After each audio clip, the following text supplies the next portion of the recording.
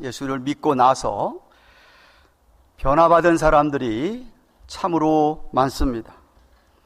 아니, 저를 포함해서 한 사람도 예외 없이 예수님을 진정으로 만나서 회개하고 예수님을 구세주로, 그리고 자신의 삶의 주인으로 영접하고 사는 사람들은 반드시 무엇인가 변했습니다.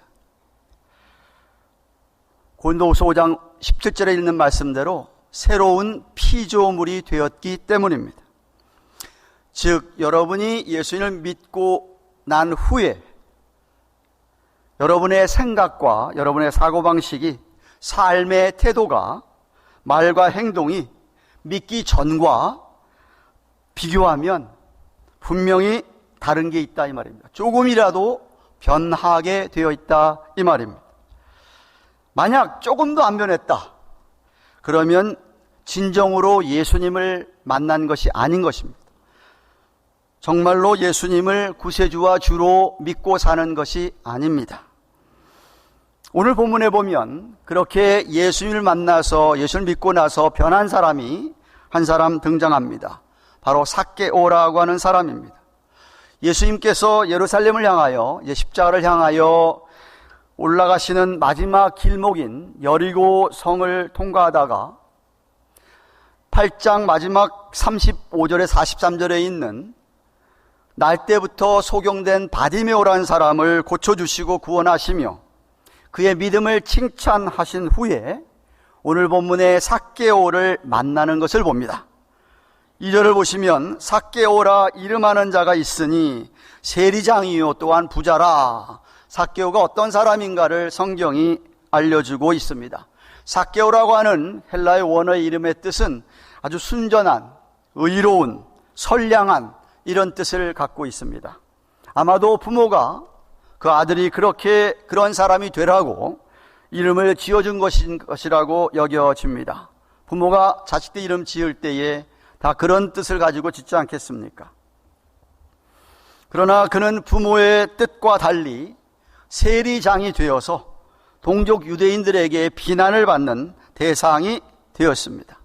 유대인인데 로마 정부의 관료가 돼가지고 세리장이 되어서 세금을 많이 거두어서 자신을 위해 돈을 착복하는 그런 세리들이 많았는데 그 중에 세리장이었다는 것입니다. 세리들만 하더라도 저거 매국노, 저거 반역자, 저 죄인이라고 욕을 먹고 사는데 세리들 중에 장이다 그러니 오죽하겠습니까? 그러니 그는 보통 세리보다도 더 돈이 많은 부자 중에 부자였던 것이었어요. 근데 아마도 삭개오는 자기의 그렇게 돈을 모으고 재산이 늘어갈수록 자기 나름대로 번민이 더해졌던 것이었습니다. 양심이 자꾸만 소리치는 것이었겠죠. 죄의식이 쌓아갔다 이 말입니다. 그러다가 예수님에 대한 소문을 들었습니다. 예수님이 자기가 있는 여리고 마을을 지나가신다고 하니까 예수님을 만나보고자 하였습니다. 3절 4절 말씀 보십시오. 저가 예수께서 어떠한 사람인가 하여 보고자 하되, 이 말은 좀 만나보고 싶었던 것이었습니다. 근데 자신은 키가 작고 사람이 많아 할 수 없어 앞으로 달려가 보기 위하여 뽕나무에 올라가니 이는 예수께서 그리로 지나가게 됨이로라고 하였습니다. 아마도 키가 그는 작았던 모양입니다. 그래서 사람이 많으니까 그냥 길에서는 예수님을 볼 수가 없어서 그래서 뽕나무 위에 올라갔던 것입니다. 사실 세리장이라고 하는 신분이 있는데도 불구하고 그 체면을 무릅쓰고 나무 위에 올라갔다라고 하는 것은 그만큼 예수님을 만나보기를 사모했던 그러한 삭개오였던 것을 우리가 추측할 수 있는 것이죠. 영혼의 갈증이 있었던 것입니다. 생수가 필요했던 것이죠. 그래서 그는 그렇게 뽕나무 위에 올라가서 예수님을 바라보았는데 차마 예수님을 부를 수는 없었습니다. 그래서 안타까운 마음으로 그냥 쳐다보고만 있는 것이었습니다. 바로 그때 5절 6절 말씀 보시면 예수께서 그곳에 이르사, 뽕나무에 가까이 이르셨다 이 말이겠죠. 우러러보시고, 나무에 있으니까 우러러보시고 이르시되 삭개오야 속히 내려오라. 내가 오늘 네 집에 유하여야겠다 하시니 급히 내려와 즐거워하며 영접하거늘 라고 하였습니다. 이미 삭개오에 대해서 알고 있었던 우리 예수님, 주권적으로 먼저 그를 부르시는 것이었습니다. 삭개오가 부르기 전에 먼저 그를 알아보시고 그를 부르시는 예수님이십니다.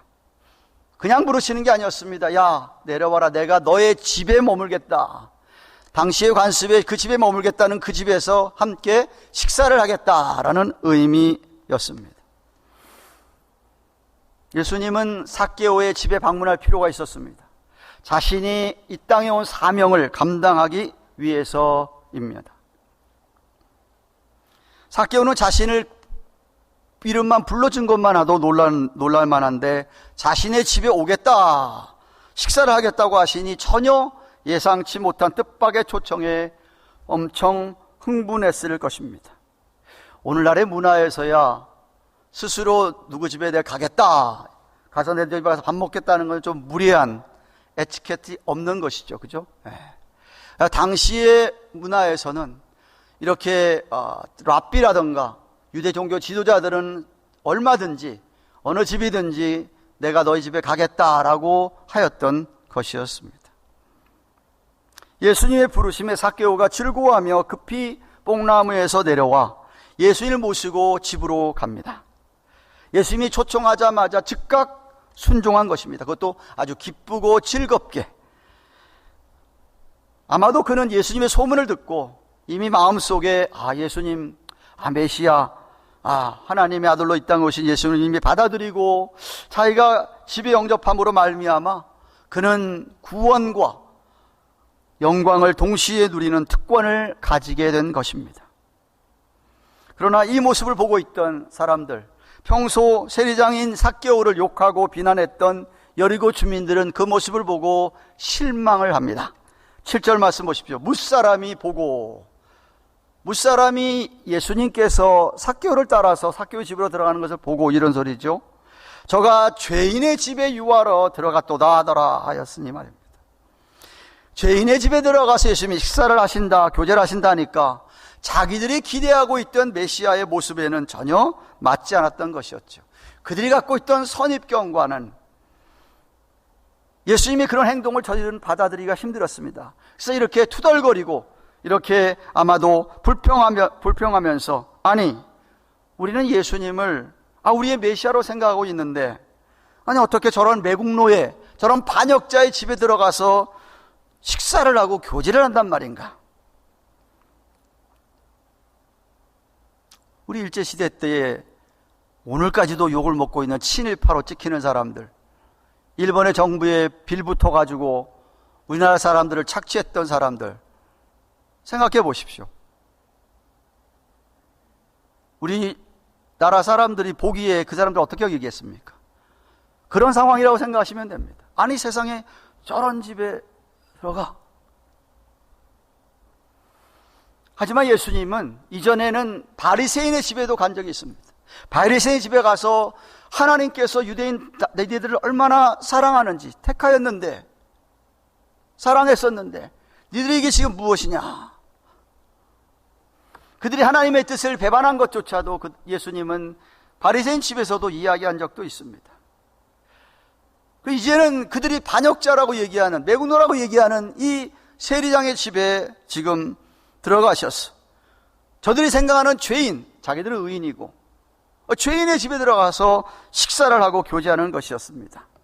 무슨 말씀이? 예수님은 바리새인의 집이든 세리장의 집이든 어느 집이든 누구든 차별 없이 예수님은 당신을 나타내시고 당신을 그리스도로, 메시아로, 진정한 메시아로 받아들이기를 원하셨던 것이었어요. 무사람들이, 주위 사람들은 그렇게 예수님도 욕하고 비난하고 그 집에 가는 것조차도 못마땅해하고 있지만 삭개오는 자기의 집에서 예수님과 식사를 하면서 예수님으로부터 복음의 말씀을, 진리의 말씀을 들었던 것이라고 저는 확신합니다. 그 결과 삭개오가 변화를 받고 믿음의 고백을 하게 되지 않았나. 7절 말씀과 8절 말씀 사이에 시간이 지났다고 생각을 합니다. 예수님과 식사를 하고 대화하는 가운데 소문으로만 들었던 그런 이야기들을 직접 예수님으로 듣고 나서 그는 정말 예수님을 영접하였던 것이죠. 믿었던 것이었습니다. 8절 말씀 보십시오. 삭개오가 서서라고 얘기합니다. 저는 사도 누가가 이 복음서를 기록하면서 이 누가가 그 자리에 있지 않았었나 생각을 합니다. 같이 세리장의 집에 들어가서 목격했기에 이런 글을 우리에게 남기고 있는 것이죠. 삭개오가 서서 앉아서 식사를 다 하고 교제를 하고 나서 서서 주께 여짜오되 주여 보시옵소서. 내 소유의 절반을 가난한 자들에게 주겠사오며 만일 이것을 토색한 일이 있으면 4배나 갚겠습니다 라고 8절에 말씀하고 있습니다.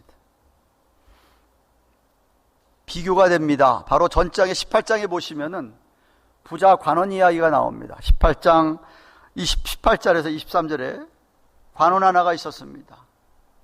다른 공간복음서에 청년, 부자 청년이라고 했었습니다. 이 관원이 예수님께 나와서 내가 어떻게 하면 영생을 얻겠습니까? 라고 물었을 때 예수님께서 10계명 가운데 5계명서부터 얘기하시면서 계명들을 지켜라. 아, 예수님, 그거 제가 다 어릴 때부터 지켰던 겁니다.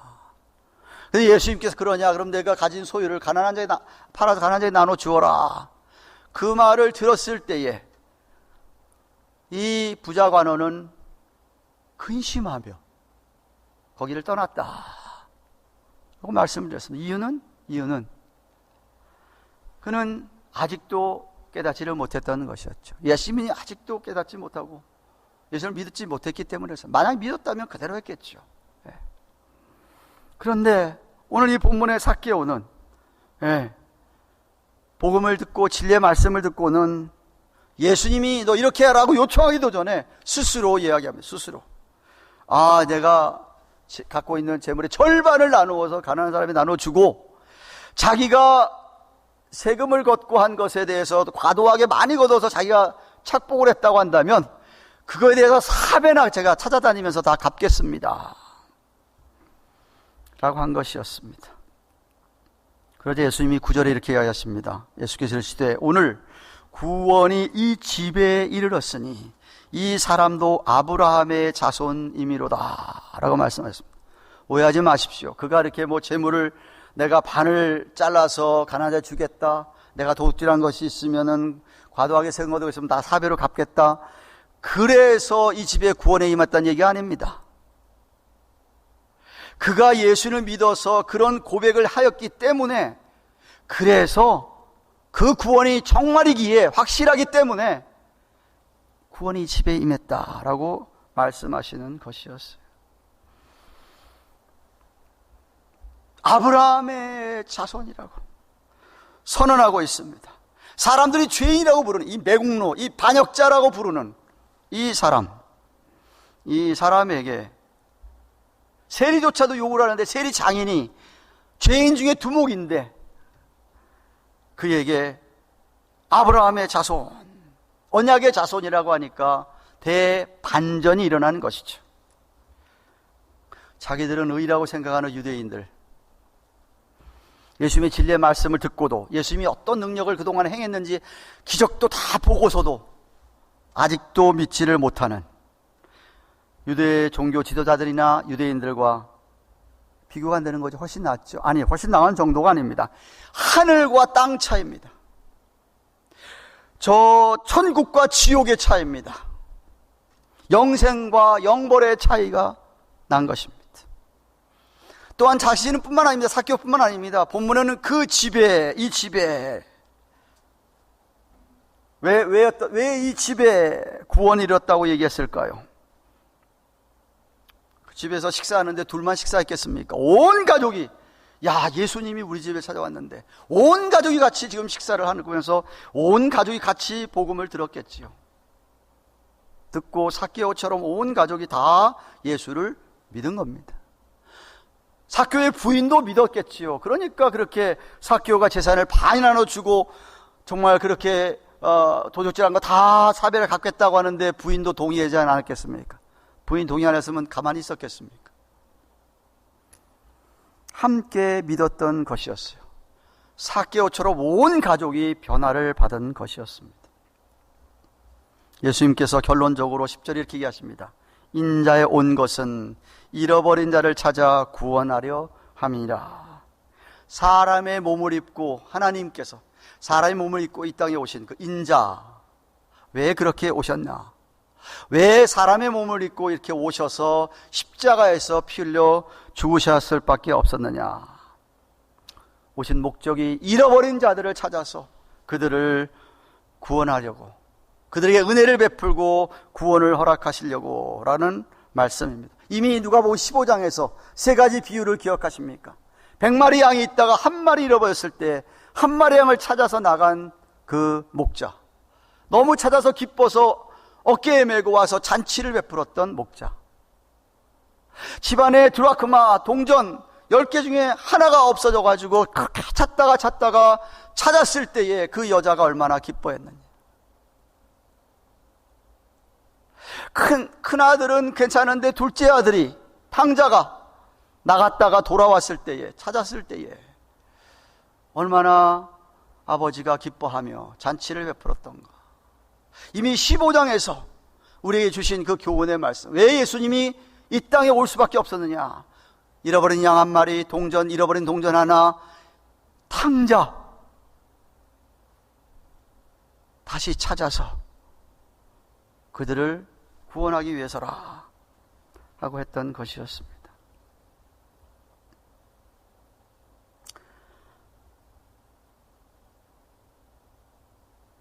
지난 주일에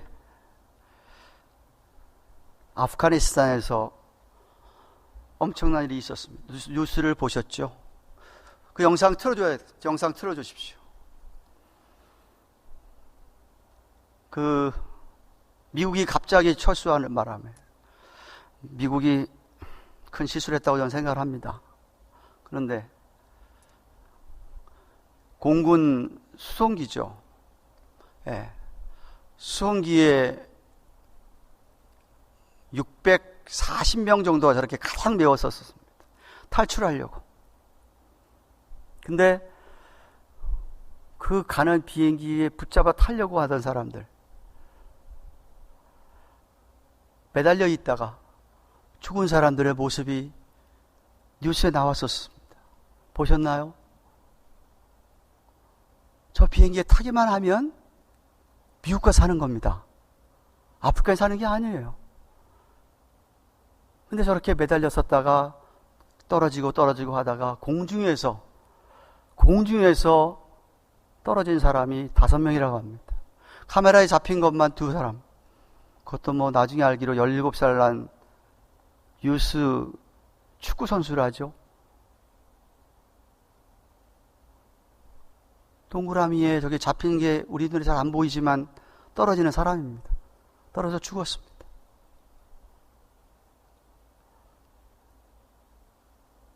거기에 탄 사람은 탈레반이 지금 자리 잡고 있어가지고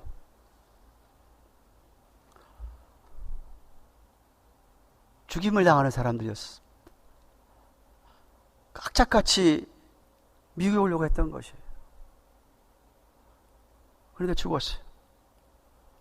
남은 사람들 가운데 많은 사람들이 죽고 있습니다. 선교사님들 총살당하는 장면을 제가 어느 분이 보내줘서 봤습니다. 비행기에 탄 사람과 못탄 사람, 천국과 지옥 차이입니다.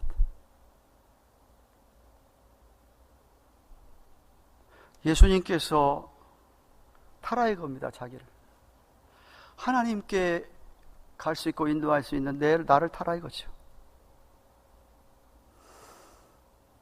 우리 예수님은 무작정 저렇게 뿌리치는 분이 아니시죠. 잡기만 하면 다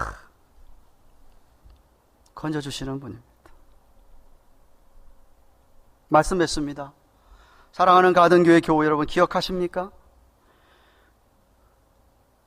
3장에 나왔던 이야기입니다. 누가복음 3장에 나왔던 얘기입니다. 세례 요한이 한 얘기입니다. 진정한 회개를 하지 않고 세례 요한에게 세례를 받으려고 나온 유대인들을 향하여서 세례 요한이 이렇게 얘기합니다. 독사의 자식들아, 누가 너희를 가르쳐 장차올 진노를 피하라 하더냐? 그러므로 회개에 합당한 열매를 맺고 속으로 아브라함이 우리 조상이라 말하지 말아라. 무슨 얘기냐면 회개에 합당한 열매를 맺어야 정말 회개한 게 사실이지, 그 회개할 열매가 없으면서 아이 나는 아브라함의 후손인데라고 말하지 말아라. 니들이 그렇게 하나님의 선밀하면서 믿지 않느냐? 너 무슨 말 하는지 아세요? 하나님이 능히 이 돌들로도 아브라함의 자손이 되게 하리라. 돌들로도, 너희들이 얘기하는 그 죄인이라고 얘기하는 세리장, 매국노라고 하고 반역자라고 얘기하는 그 사람들 하나님이 구원하실 수 있다.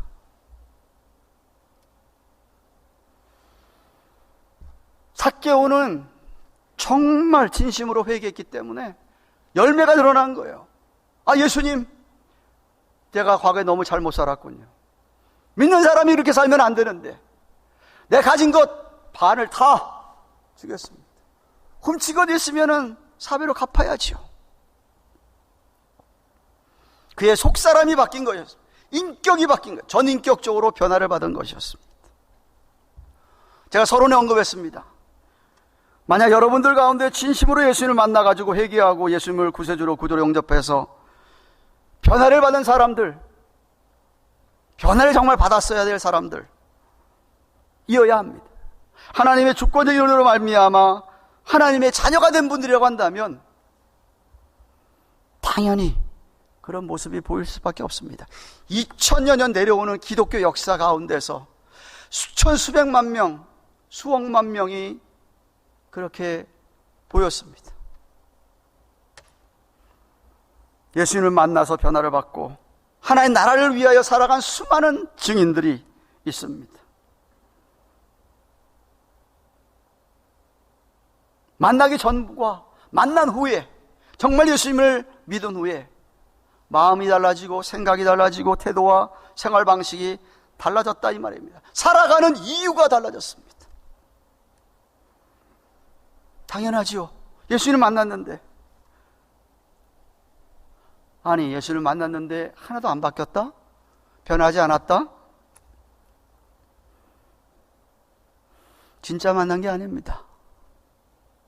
당시에 바리새인들, 사두개인들, 서기관들, 유대 종교 지도자들처럼 예수를 만났지요. 예수님과 대화도 나눴습니다. 아, 제사 드렸지요, 성전에 가서. 그러나 그들은 복음을 깨달은 게 아니었습니다. 성령을 받지 못했습니다.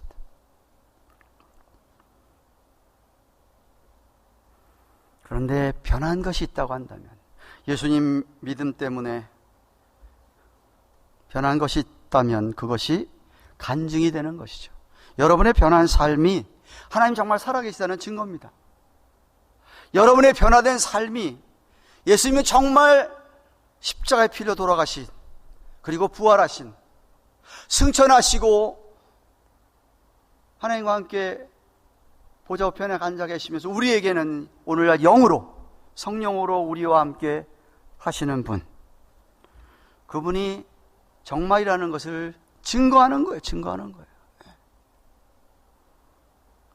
사랑하는 여러분, 오늘도 예수님은 잃어버린 자를 찾고 있습니다. 예수님이 먼저 손을 내미시는 분입니다. 왜? 찾아 구원하시려고. 죄의 무거운 짐을 다 벗겨주시고 진정한 자유를 주시려고 초청하고 있습니다. 하나님과 원수된 관계에 있던 우리들을 하나님과 이제는 화목하게 하시려고, 하나님과 이제는 교제하며 살라고, 신령한 복을 주시려고 초청하고 있습니다. 변화된 삶, 이제 좀 의미 있는 삶을 살라고. 근데 아직도 진정으로 예수님을 만나지 못하셔서 변화된 삶을 살지 못하는 분은 혹시 없습니까? 살아가는데 삶의 진정한 평안과 기쁨이 없습니까? 예수님이 오시기 600여 년 전입니다. 훨씬 오래 전입니다. 하나님께서 예레미야 선지자를 통하여서 이런 약속을 하나 하셨습니다. 예레미야서 32장 38절에 41절입니다. 예수님을 믿고 회개하고 돌아오는 그들은 내 백성이 되겠고 나는 그들의 하나님이 될 것이며 내가 그들에게 한 마음과 한 도를 주어 자기들과 자기 후손의 복을 위하여 항상 나를 경외하게 하고 내가 그들에게 복을 주기 위하여 그들을 떠나지 아니하리라 하는 영원한 언약, 새 언약입니다. 그것을 그들에게 세우고 나를 경외함을 그들의 마음에 두어서 나를 떠나지 않게 하고 내가 기쁨으로 그들에게 복을 주되 정령의 나의 마음과 정신을 다하여 그들을 이 땅에 심으리라 라고 하셨습니다. 정말 그 약속대로 예수님께 600년 후에 오셔서 정말로 그렇게 십자가에 돌아가시고 그리고 부활하시고 승천하셨습니다.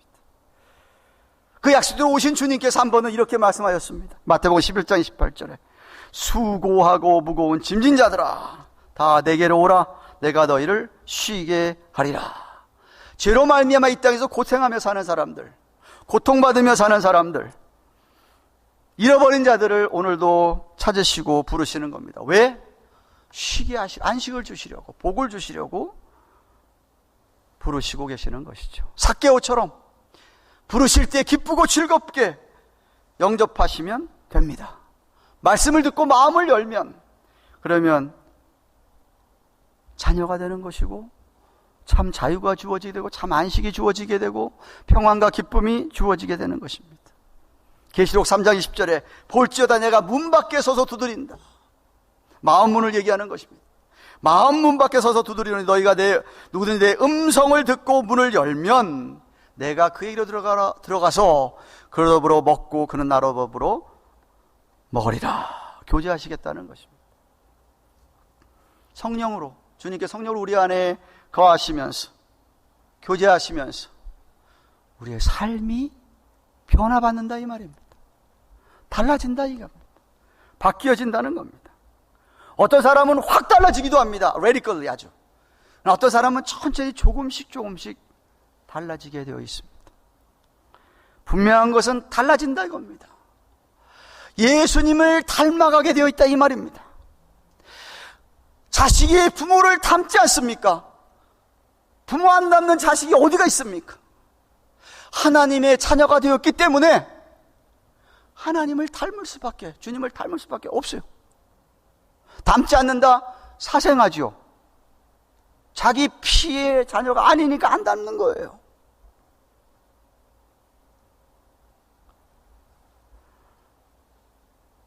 하나님을, 주님을 점점 닮아가면서 바뀌게 됩니다.